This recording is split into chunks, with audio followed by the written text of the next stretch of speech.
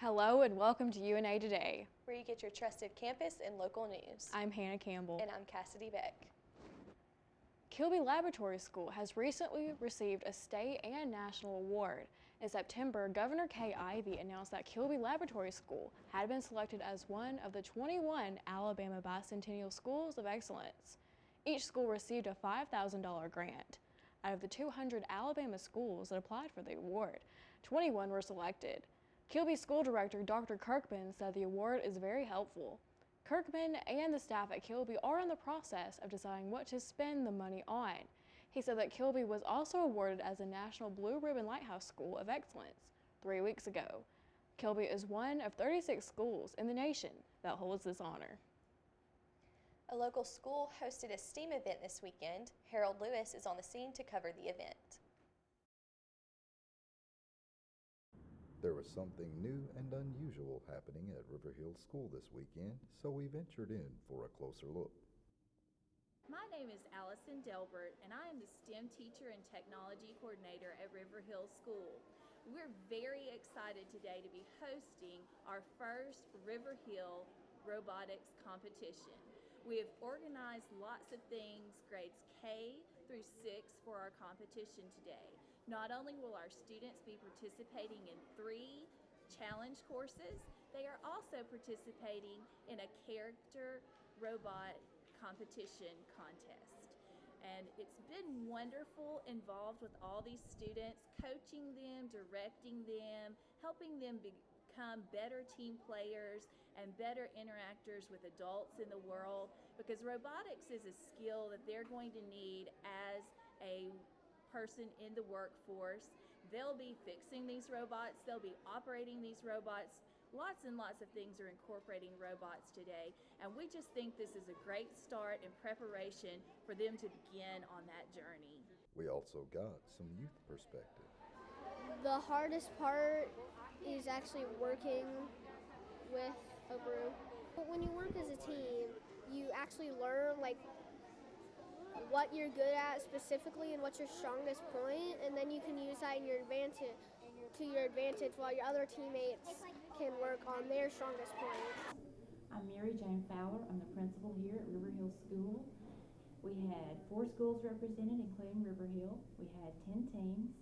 I loved it because I was able to be a judge, so I was listening to the teams as they talked with each other. I loved the way they changed their strategy. I loved the way they encouraged each other. I loved the way they were thinking as their robot was going through the course. I loved the way they were thinking of changes they could make. They were talking about that, and I just loved listening to all that talk among those boys and girls who were competing. Mrs. Delbert and I have already been talking since that competition ended that we really would like to host another competition in the spring, maybe in March or April. And we're thinking we might have even more schools represented with possibly more teams. To me, robotics is the future for our young people, our boys and girls. It's almost like a second language for them. It's almost like something that's natural for them. It's not like us at my age. It's very difficult to think about how they do all this, but for them it's just a natural progression of thought and planning, and I love that about robotics. For UNA News, I'm J.R. Lewis. Barnes will now have a chance to live inside the doll's iconic Dreamhouse mansion. A life-size version of the Barbie Malibu Dreamhouse has been listed on Airbnb. The 3-story oceanfront villa will be available for a 2-night stay from October 27th through the 29th for up to 4 guests. It has 2 bedrooms and 2 bathrooms. The reservation cost is $60 per night in honor of the 60th anniversary of the brand. The Dreamhouse amenities include a personal cinema, infinity pool with oceanfront views, DJ booth, hobby studio, a meditation terrace, sports court, outdoor dining patio, and more. Guests can also take a tour of Barbie's walk-in closet, which features outfits from the doll's 60 years of fashion. Guests will also get a meet and greet with hairstylist Jen Akin, a one-on-one fencing lessons from Olympic athlete Haba Muhammad, and interactive cooking lessons with chef Gina Clark Helm. and a behind-the-scenes tour of the Columbia Memorial Space Center with aerospace engineer Jill Myers. Booking opens October 23rd at 11 a.m. A new grant was given to the University of North Alabama from the Department of Labor's Employment and Training Administration. The grant is worth $1.1 million and could potentially help students graduate through workforce development. The director of UNA's Career Center said that the program would help many students who need less than 60 hours to obtain their degree. The director also added that the grant would help fund tuition and fees as well as go towards childcare and technology that will help students reach success. Over the summer, some changes occurred in the Department of Communications. The Cinematic Arts program moved from the Department of Communications to the School of the Arts. Here's more details. Over the summer, the Cinematic Arts program moved from the Department of Communications to the School of the Arts. The School of the Arts also gained the theater program from the Entertainment Industry program. For Cinematic Arts, this means that several classes have been moved from the Communications building to new locations. Jason Pangalinum is an assistant professor of cinematic arts. He explains how the transition is going. The transition for cinematic arts, combining with theater, moving out of communications, it makes sense in that there are similarities in what we're doing. It's not exactly the same, but in terms of the art form, we share a lot in common with theater. The cultures are just more compatible than it is with, say, base communications. So in the long run, it's going to be the best thing, I think, for both departments. Pangalinum says that students have been positive about the transition. The students so far with the transition from communications, the combination with theater, they've been very positive about it. This is something they've wanted for a very long time. Hannah Grace Stevens is a cinematic arts student. She explains that as a student, she sees the change as beneficial, even though it happened suddenly. When we actually got the notice for when we were changing departments, it was in the summer. It was just an email, it was just sudden, hey, we're transitioning to this other department. I knew we had, there had been talk of changing departments, but yeah, the immediate, it's just an email, hey, we're changing, we're moving, we're doing all this stuff. It was a little bit kind of sudden. Overall, it is a very good change getting to be in the arts, because the major that we have is really connected with the arts, and so to be able to actually be in the art department is very nice. Students are still welcome to continue working through their communications or entertainment industry degree curriculum. The new curriculum won't go into effect until 2020. Reporting at UNA, I'm Hannah Campbell. The TVA Rockpile Recreation Area is new and improved. It has reopened this month following February's historic flooding in the shoals. The area was severely damaged from the rising waters, and TVA has since stepped in to restore the recreational area to be better than before. TVA recreational specialist Derek South mentioned that TVA has invested around $150,000 in the renovation. The renovations for the park include a new boat dock, new $80,000 bathrooms with newly designed flow vents that will allow floodwaters to pass through without causing damage, a new playground that will have interactive technology, and all new fencing. Over the weekend, a prayer vigil was held for Camille Cupcake McKinney, the 3-year-old girl from Birmingham who was last seen over a week ago at a birthday party where police believe she was abducted. New surveillance footage from the birthday party has been released. The video shows 2 children, one of them believed to be McKinney, playing outside. The video shows a man walking by the 2 children without stopping. Later, the children leave with a second man who walks with a distinct limp. As of right now, the first man is not being viewed as a suspect, but police want to speak with him as a potential witness. Birmingham police are offering a $25,000 reward for credible information that leads to the location of McKinney.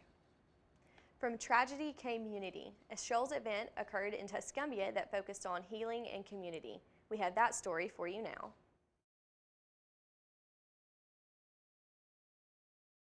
Tuscumbia's Willie Green Recreational Center was the site of a Stop the Violence rally this weekend. The Shoals area community event was hosted by a local organization, Growing Minds. Inspirational speakers ignited the crowd. There was also entertainment and lots of fun, and of course, plenty of delicious food for everyone to enjoy. Members of the Growing Minds team served up the goodies to those in attendance. The organization's founder, Michael Abernathy, shared why he felt the need for the event. One of my purposes for this event, last year one of my good friends was killed. That right there was kind of like a last straw for me, where it was like I feel like we need to do something about that. So this event here is to like kind of reach out to the kids, let them know.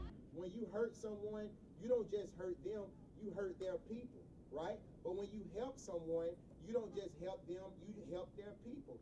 And understand that we are all given two hands in life. One to help ourselves and one to help others. You want to make sure you allow people to see what's really going on. Like, violence is real, and the situations that happen from it are real. Like one of our guest speakers said today, like life is a gift. Say, I am a gift. Point to somebody next to you and say, you are a gift. And if you lose that gift, there's no giving it back, and there's no getting it back. So we just want people to understand, like he said, it's different ways to handle a certain situation, and you want to pick the best way or the best outcome of that situation. So that's what this event meant to me as well. When we take a life does not stop just there. It ends up growing with their families, those that are left behind. And so the only way that we're going to be able to stop violence is if we get everyone to understand that life is precious. For UNA News, I'm J.R. Lewis. On October 26th, Florence will be hosting Rocktoberfest. 4 local bands will take the stage to showcase their original music. Bands will include Blind the Sky, Inclination of Direction, Pray the Mantis, and Jesse Priest. Rocktoberfest is sponsored by Coats Clothing and will begin at 7 p.m. Inclination of Direction band member Frank Fisher said he also hopes the event will play a part in revamping the local music scene. Florence is not thriving like it once did, he said. That's why I would like to see is to try to get Florence music scene back up and running. The event will be held at the Z on Court Street in downtown Florence. This is a 21 and over event with a $5 cover charge. Guests are encouraged to wear Halloween costumes to the show. University of North Alabama's Industrial Hygiene program has been ranked second in the nation for occupational health and safety degrees in 2019. Institutions were ranked based on reputation, return of investment, and costs. UNA ranked second under the University of Houston Clear Lake. Industrial hygienists maintain a healthy and safe work environment. According to UNA, they evaluate and eliminate hazards that are associated with issues like radiation, lead, asbestos, pesticides, poor indoor air quality, and harmful chemical and physical agents. Program Director LaShawn Kimbrew said that the program is designed to help students understand scientific principles in chemistry and use their skills to achieve a safe workplace environment. As of right now, there are about 40 to 50 students currently enrolled in the program at UNA. Halloween is creeping around the corner and it's raining pumpkins. We go to downtown Florence to find out what all the commotion is about. On the first Friday of every month, downtown Florence is booming with all sorts of activities. The ideal event for families, you will find art, music, and entertainment anywhere you walk. In October, there's the big pumpkin drop at the end. The organizer of the event, known as First Fridays, has teamed up with a UNA student to make this year's pumpkin drop a success. Hey, I'm Stephanie Vest with Downtown Florence Alliance. I'm the executive director, and we put on First Fridays. We've been doing the pumpkin drop now for about 6 years, although this is my first as director. So I had to bring in Kevin Hudson from UNA, and he's been doing it for about 4 years. Right, yeah. Kevin Hudson, Director of Facilities here. We like to have fun here and support the cause. This is our lift. Our guys put the show on, put the plastic down. Just a good time this year, so I'm glad to be a part of it.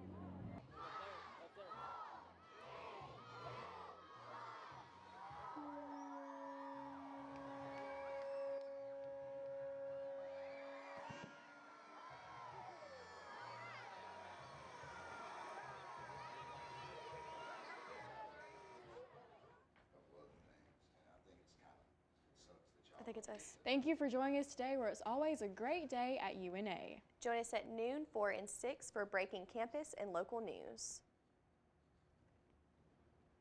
What just happened?